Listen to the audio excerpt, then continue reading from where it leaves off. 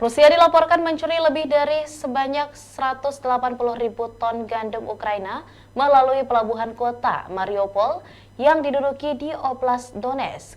Demikian dilansir Perdana Menteri Ukraina, Denis Shmyhal, pada pertemuan pemerintah 8 Oktober waktu Kiev. Pada pertengahan 2023, Rusia diyakini telah mencuri hingga 6 juta metrik ton gandum yang dipanen di wilayah Ukraina yang telah direbut. Kerusakan pada industri pertanian Ukraina semakin diperparah oleh perang yang sedang berlangsung yang seringkali menargetkan fasilitas pertanian dan ancaman Rusia terhadap rute pengiriman Laut Hitam. Menurut Shmyhal, Rusia terus menggunakan makanan sebagai elemen agresi. Kiev telah kehilangan sebagian besar lahan pertanian di selatan dan timur Ukraina akibat pendudukan Rusia dan kerusakan akibat perang. Meskipun demikian, ekspor Ukraina dari Januari hingga September berjumlah hampir 100 juta ton.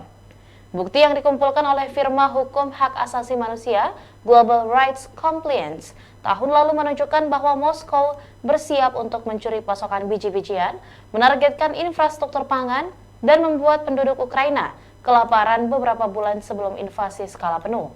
Perang Rusia melawan Ukraina juga mengancam ketahanan pangan di seluruh dunia. Ukraina adalah produsen gandum terbesar di dunia sebelum invasi. Ketika Rusia membatalkan kesepakatan biji-bijian Laut Hitam pada Juli 2023, Kiev membuka koridor baru bulan berikutnya. Awalnya direncanakan sebagai koridor kemanusiaan untuk memungkinkan keberangkatan kapal-kapal yang terdampar di sana sejak dimulainya perang skala penuh.